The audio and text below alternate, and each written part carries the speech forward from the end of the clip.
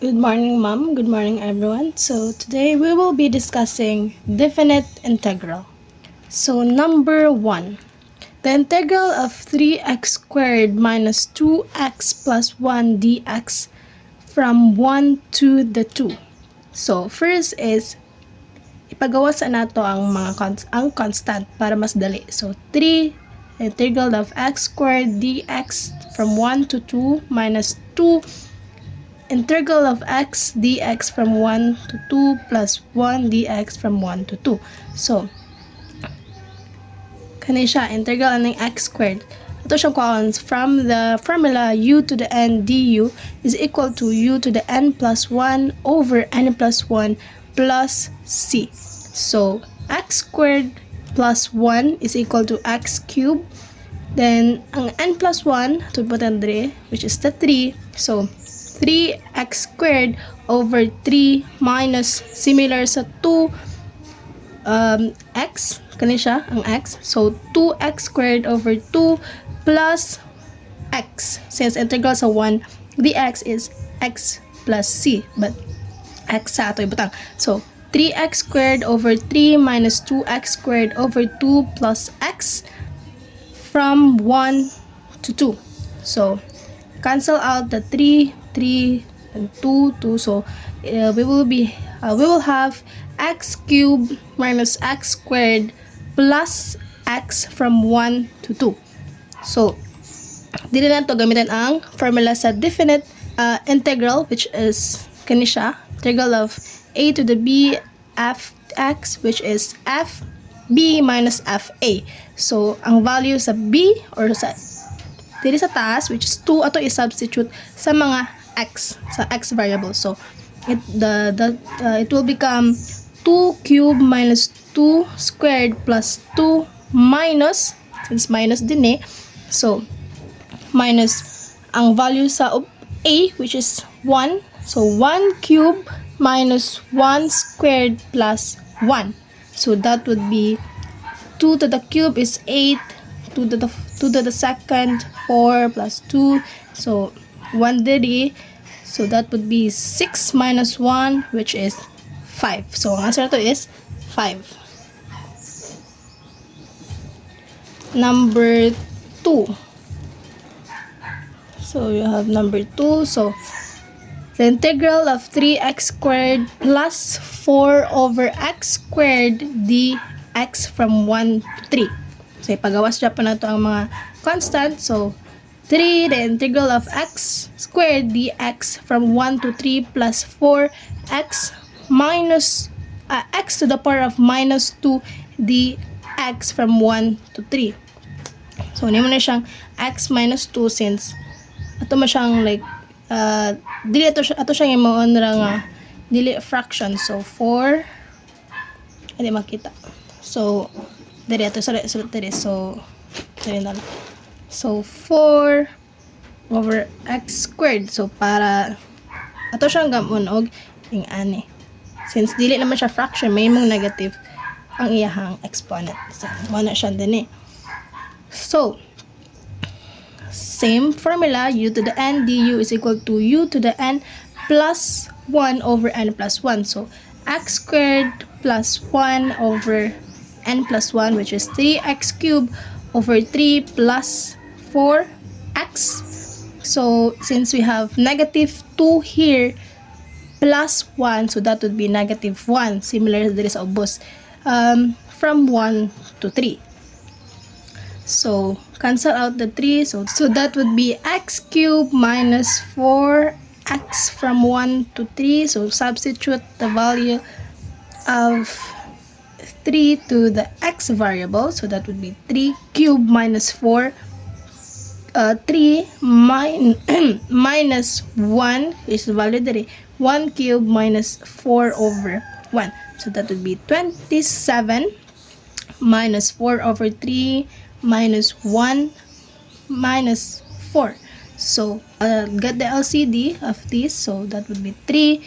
3 divided by 1 is 3 times 27. So, 81. Similar din here. So, minus 4. Then, dire, minus, since distribute the minus. So, positive 1 would be negative 1 and negative 4 would be plus 4 or positive 4. So, 81 minus 4 is 77 over 3 minus 1 plus 4. So, calculate all of that. You'll get the answer. You'll get the answer. So, calculate 77 over 3 minus 1 plus 4. You'll get the answer 28.66. So, number 3.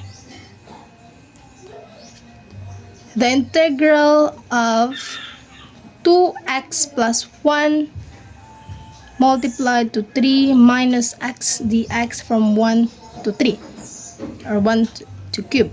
So, FOIL method, so distribute. So, 2x times 3 is 6x. 2x times negative x is negative 2x squared. Then 1 times 3 is 3. Then 1 times negative x is negative x dx. So, rearrange all of that and put since. So, we will have negative 2x squared plus 5x since 6x minus x is 5x plus 3 dx from 1 to 3. So, u to the n du is equal to u to the n plus 1 over n plus 1 plus c. Gihapon yung formula. So, we will have negative 2x cubed over 3 plus 5x squared over 2 plus 3x to from 1 to 3. So, substitute the form this value to 3 and 1 sa mga x variable. So, negative 2 times 3 cube over 3 plus 5 cube to the power of 2 over 2 plus 3 times 3, then minus, then the value na po sa 1 ato yung i-substitute sa variable ng mga x. So, negative 2 times 1 to the power of 3 over 3 plus 5 times 1 squared over that's 2 plus 3 times 1. So, that would be negative 54 over 3 plus 45 over 2 plus 9 minus negative 2 over 3 plus 5 over 2 plus 3. So, the LCD of this, which is 6, and 6 divided by 3 is 2 times 54. So, negative 108. 6 divided by 2 is 3 times 45. So, plus 135. 6 divided by 1 is 6 times 9, which is 54. So, similar to this, get the LCD and then solve. So, we will get this. So, when calculating this, we will have this 81 over 6 and then minus 29 over 6, since you have the same denominators or copy, and then 81 minus 29 is 52. So, 52 over 6 is 26 over 3. Okay. Pwede po ka na fraction, pwede po whole number. It's up to you. So, next number is number 4. So, the integral of 8x cubed plus 3x squared plus 6x dx from 2 to the third. So, pagawas ang mga constant. So, that would be 8 integral of x cubed dx from 2 to the third plus 3x squared dx 2 to the third plus x integral of x dx 2 to the third.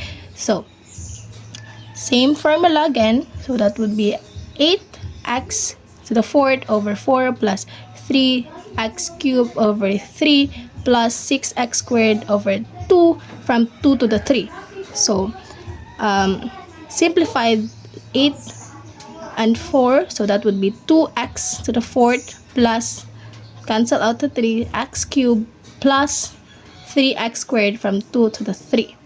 So, substitute the value of 3 to the x variables in here, and then the value of 2 to the x variable. So 2 to the 2 times 3 fourth plus 3 cubed plus 3 times 3 squared minus 2 times 2 fourth plus 2 to the cube plus 3 squared, 3 times 2 squared. So that would be 162 plus 27 plus 27 minus 32 plus 8 plus 12. So add all of this and also this, we'll get the answer 216 minus 52, which is 164. So next is number 5. So 5. The integral of x dx from 2 to the 4th. So, kani siya. Same formula again. U to the n du is equal to u to the n plus 1 over n plus 1 plus c. So, may mo siyang x squared over 2 to the 2 to the 4. So, substitute the value of 4 and also the 2. So, 4 squared minus over 2 minus 2 squared over 2. So, that would be 16 over 2 minus 4 over 2. So, 12 over 2, which is 6. This is number 6. Integral of x cubed dx from 2 to 4. So, may mo na siyang integration aning x cubed, may mo siyang x to the 4th over 4 to the 4th. So, substitute the value. So, that would be 4 to the 4th over 4 minus 2 to the 4th over 4. So, it would be 256 over 4 minus 16 over 4. So, 256 minus 16 is 240. So, copy the denominator. So, that would be 60. Number 7.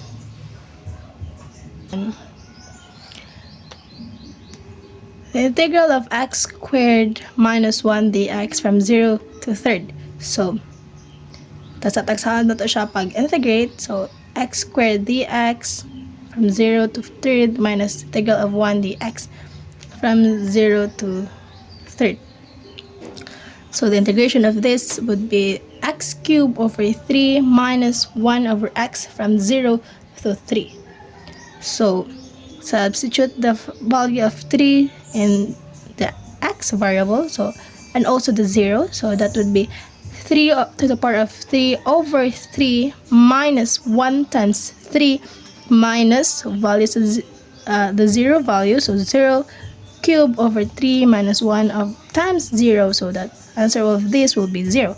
And here would be 27 over 3 minus 3. So, LCD, which is 3, and 3 divided by 3, which is 1 times 27. So, 27, 3 divided by 1 is 3 times 3, so negative 9.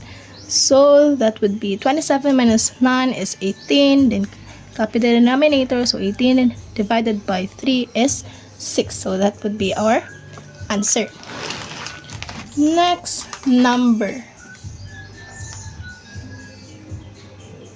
Next number, which is the integration or the integral of 4x cubed minus 6x minus 5 dx from negative 1 to 2. So, pagkawas ang mga constant, so may natay 4 to integral of x cubed dx from negative 1 to 2 minus 6 integral of x dx from negative 1 to 2 minus integral of 5 dx from negative 1 to 2. So, may integration aning x cube is x to the 4th over 4. So, na 4 there is, so muna siya. Tapos, x, which is x squared over 2, then 6, then na integration sa 5 dx is 5x. So, from negative 1 to 2. Now, cancel out the 4, simplify the 6 over 2, which would be 3x squared minus 5x from negative 1 to 2. And then, substitute the value of to the x variables, which is 2 to the 4th minus 3 squared, 3 times 2 squared minus 5 times 2 minus negative 1 to the power of 4 minus 3 to the power of times negative 1 to the power of 2 minus 5 times negative 1. So that would be 16 minus 12 minus 10 minus 1 minus 3 plus 5. So negative 6 minus 3 is negative 9.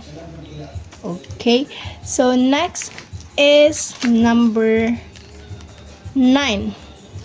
Problem number 9. So the integral of 3x squared minus 1 over x squared dx from 1 to 2. So, ato sa siya ang bulagon para mas sayo na lang siya. So, the integral of 3x squared over x squared dx from 1 to 2 minus 1 since 1 over x squared dx from 1 to 2. So, since we have x squared here and x squared, ato siyang i-cancel out. So, bilin na niya is dx. So, copy rin yung diyan eh. So, may mo siyang 3x plus 1 over x from 1 to 2. So, substitute the value, the 2 here. So, 3 times 2 plus 1 over 2 minus 1 na pod. So, 3 times 1 plus 1 over 1. So, 6 plus 1 over 2 minus 3 minus 1. So, 12 plus 1 over 2 minus 4. So, that would be 4 na siya. 4. So, that would be 13 over 2. So, 6.5 minus 4. So, that would be 2 over 2.5 or 5 over 2. Next is number 10. So, the integral of 10x squared plus 10 dx from 0 to 2. So, paggawas siya pa ng constant. So, 10 integral of x squared dx from 0 to 2 plus 10 dx from 0 to 2. So, so that would be 10x cubed over 3 plus 10x from 0 to 2. So, 10 times 2 to the power of 3 over 3 plus 10 times 2 minus 10 times 0 cubed over 3 plus 10 times 0. So, then, diri is 0 man ang ipang multiply niya. May mo siyang, answer niya is 0, obviously. So, 80 over 3 plus 20. So, that would be 80 plus 60 over 3. So, the answer would be 140 over 3. Or, pwede pod ka, if ganahan kag whole number, pwede pod kag na, imong answer is 46 or 46.66.